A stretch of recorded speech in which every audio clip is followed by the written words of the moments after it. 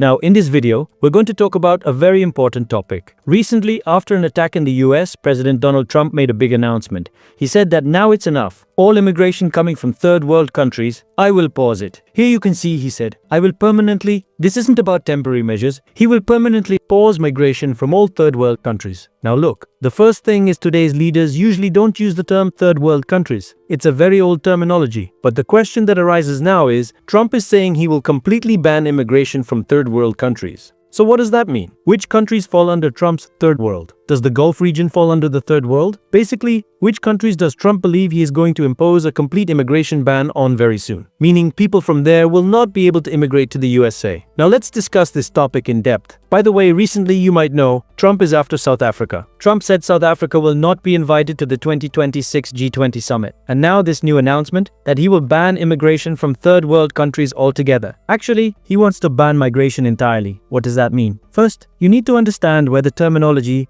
third world countries came from, and historically, which countries were called third world. If we look at history, from 1947 to 1991, the world saw an ideological conflict called the Cold War. In the Cold War, on one side were the democratic capitalist countries or Western European countries like the UK, the US, Canada, France. These were at the forefront. Even Australia, New Zealand and Japan stood with them. On the other side were the second world countries, communist countries that didn't believe in capitalism or democracy. And based on ideology, the world was divided into two blocks. The first world was totally separate, the second world was completely separate. But the terminology first world, second world didn't mean one comes first or second in ranking. It was simply for categorization. Capitalist world on one side, communist world on the other. And then there were countries which said, we are neither capitalist nor communist. We will choose our own path. Those were the third world countries. They announced they did not stand with the USA nor with the USSR. So all these neutral countries that were not on the side of the US, USSR or China, these non-aligned countries were called third world countries. Slowly, as the Cold War ended, a trend emerged. As travel increased, people saw that in many third world countries, certain things were common. People didn't follow laws strictly, there was a lot of filth, a lot of poverty. So gradually this Cold War geopolitical term started being used in a way that described countries that were far behind, where conditions were very bad. Especially in the US and Europe, people started calling such countries third world. Today, I would say third world is an offensive term. If you tell a president of a country that he's the leader of a third world nation, it will be considered offensive. But we've seen Donald Trump doesn't control his tongue very much. He says anything. So now Trump has recently said that he will completely stop migration from third world countries. And now the question comes, does India or Pakistan fall in this? If you're asking why Trump suddenly behaves like this, why his mood changes so quickly, first he's relaxed, then he starts tweeting that he won't allow third world citizens to enter. What happened? Recently, a tragic incident happened in the USA, but responding to it by saying he will ban migration from all third world countries, that shows very irrational thinking. There's no logic, just whatever comes to mind, he declares it. What happened is that on November 26, 2025, an Afghan national living in the US named Ramanullah Lakwan suddenly, God knows why, started shooting. Not film shooting,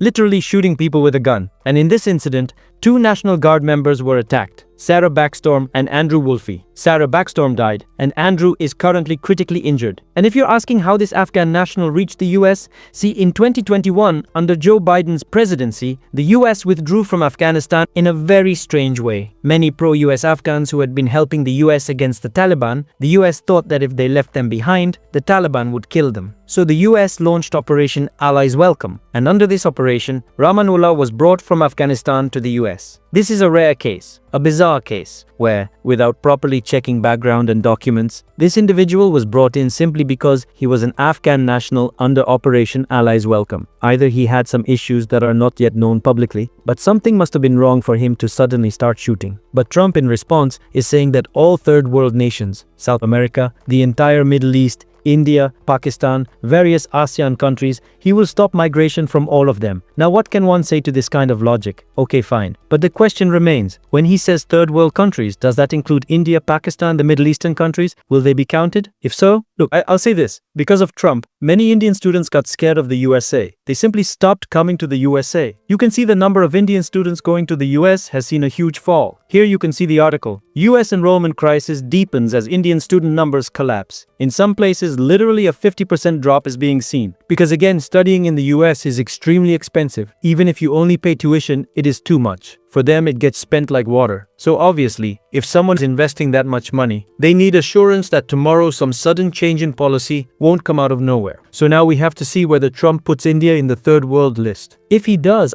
that's catastrophic. Many people will suffer, lives will change, and we have trade deals with India. So I think details are yet to come. We'll have to see what Trump is planning. Some people also say that since he is being accused of having close connections with Jeffrey Epstein and he's trying to remove his name from Epstein files, he's looking for diversion tactics, trying to do something outrageous so people get distracted. Anyway, if there are future updates on this topic, I'll keep bringing updated videos for you. So subscribe to our channel and see you in the next video.